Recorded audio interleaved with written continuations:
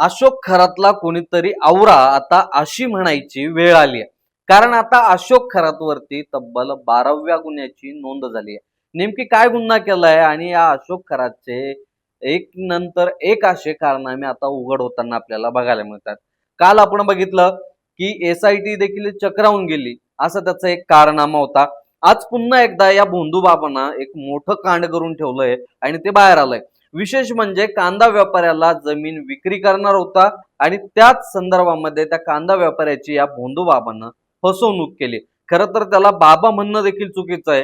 हा अशोक खरात अंगठे बहादर होता, मात्र त्यानं अर्थकारण त्याचं फार चांगल्या पद्धतीनं सांभाळल्याचं आपल्याला बघायला मिळत आहे. विशेष म्हणजे अनेक कोट्यावधी रुपयांचा घबाड त्याच्याकडे सापडलेलं आहे. SIT अजून चौकशी करतेच, पण एकामागे एक ही जी गुन्ह्यांची त्याची जी सिरीज सुरू झालेली आहे ती खरंच चक्रावून टाकणारी आहे. सर्वसामान्यांनी जर या गोष्टीकडे जर बघितलं तर नक्कीच डोक्याला हात लावण्यासारखी ही परिस्थिती आहे. विशेष म्हणजे काल जर बघितलं असेल तर पत्रकार परिषद घेत अंजली दमनिया यांनी अनेक गंभीर स्वरूपाचे आरोप राजकीय लोकांवरतीही आणि अशोक खरातवरतीही केलेत. विशेष म्हणजे आपण जर बघितलं असेल तर रुपाली चाकणकर आणि त्यांची बहीण प्रतिभा चाकणकर यांच्यासोबत या भोंदू बाबाचे 250 पेक्षा जास्त कॉल झाल्याचं बोललं जात आहे. आता या कॉलवरती ते नेमकी काय बोललेलं आहे ते देखील तपासामध्ये उघड होणारच आहे. दुसरीकडे जर बघितलं आपण तर एकनाथ शिंदे यांना देखील 17 वेळा कॉल लावलेला आहे. त्यामध्ये 10 इनकमिंग तर 7 आउट गोईंग कॉल आहेत. मग हे 10 इनकमिंग कॉल या अशोक खरातनं कशासाठी केले होते? उपमुख्यमंत्र्यांचंही नाव त्यामध्ये अंजली दमनिया यांनी घेतलेलं आहे.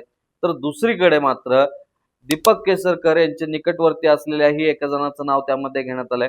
अशा अनेक जवळपास 10 ते 12 जणांचं नाव अंजली दमनिया यांनी घेतल्याचं बघायला मिळत आहे. विशेष म्हणजे आपण जर बघितलं असेल तर राजकीय नेत्यांचा यामध्ये खरंच समावेश होता का, किंवा त्या अशोक खरात सोबत काही हितसंबंध होते का? आता हे आगामी काळामध्ये उघड तर होणारच आहे. मात्र या माणसांनी काय कारनामा करून ठेवलाय आपण त्या आजच्या या व्हिडिओमध्ये बघणार आहोत. त्यानं व्यापाऱ्याकडून 60 लाख रुपये किंमत असलेली जागा वृद्धाश्रमाच्या नावावर केवळ 22,25,000 रुपयामध्ये खरेदी केली. इतकंच नाही तर या वृद्धाश्रमाच्या जागेच्या बदल्यात चांगल्या लोकेशनवर जागा मिळवून देण्याचं आश्वासनही या आरोपीनं दिलं होतं. त्यातून त्याने व्यापाऱ्याकडून तब्बल 85 लाख रुपये उकळल्याचं समजतंय. तशी केस देखील दाखल करण्यात आलेली आहे. या व्यापाऱ्यानं समोर येऊन अशोक खरातवरती हा गुन्हा दाखल केलाय. मात्र ज्यावेळी हे सगळं प्रकरण घडलं, ज्यावेळी वारंवार या व्यापाऱ्यांना त्याच्याकडे तगादा लावला की बाबा पर्यायी जागा तुम्ही मला उपलब्ध करून देणार होते, चांगल्या जागेवरती चांगल्या लोकेशनवरती मला जमीन तुम्ही उपलब्ध करून देणार होतात, त्याचं काय झालं, किंवा मी दिलेले पैसे मला परत तरी द्या, असं ज्यावेळी तगादा या व्यापाऱ्यानं लावला त्यावेळी अशोक खरातनं मात्र त्याला देवाचा कोप होईल, तू पूर्ण बर्बाद होशील असे श्राप द्यायला सुरुवात केली. विशेष म्हणजे लोकांचे पैसे लुबाडून त्यांनाच नंतर देवाचा धाक दाखवण्याचं काम या अशोक खरातनं केलं. खरं तर अनेक लोकांची नावे आता हळूहळू समोर येते. तसं तर आपण जर बघितलं असेल तर नाशिक गुन्हे शाखेनं 2 क्रमांक देखील दिलेले आहेत की यावरती फोन करून ज्यांच्या कोणावरती असा एकंदरीतच छळ या अशोक खरातनं केलाय त्या सर्वांनी समोर येऊन गुन्हा दाखल करावा अशी मागणी या ठिकाणी पोलिसांकडून करण्यात आलेली आहे. त्यासाठी 2 मोबाईल क्रमांक देखील सार्वजनिक करण्यात आलेले आहेत. यावरती तुम्ही तुमची माहिती देऊ शकतात असं देखील त्या ठिकाणी सांगण्यात आलेलं आहे. आणि त्यातूनच आता कुठेतरी या ठिकाणी एक एक जण जे आहेत ते पुढे येताना आपल्याला बघायला मिळत आहे.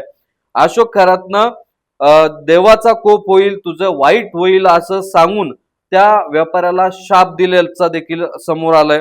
विशेष म्हणजे आतापर्यंत अशोक खरातवरती 12 गुन्हे नोंद झालेले आहेत. यामध्ये 8 गुन्हे हे अतिशय गंभीर स्वरूपाचे, तर 4 जे गुन्हे आहेत हे आर्थिक फसवणुकीचे गुन्हे असल्याचं सांगण्यात येत आहे. विशेष म्हणजे आगामी काळामध्ये असे अनेक गुन्हे जे आहेत ते त्याच्यावरती दाखल होताना बघायला मिळतील. आणखीन यामध्ये काय काय मोठाले कांड या अशोक खरातनं करून ठेवलेत ते बघणं देखील तितकंच मनोरंजक ठरणार आहे. तर आपल्या चॅनल सोबत आता बोल सोबत जोडून राहा. तुम्ही अजूनही पेजला फॉलो केलं नसेल तर फॉलो करा आणि व्हिडिओ तुमच्या मित्रपरिवारापर्यंत नक्की पोहोचवा. असेच राज्यामध्ये घडणाऱ्या विविध घडामोडींवरती आपण प्रकाश टाकणार आहोत आणि अपडेट जाणून घेणार आहोत. वेळ झाली थांबण्याची, थांबूया तिथं. धन्यवाद.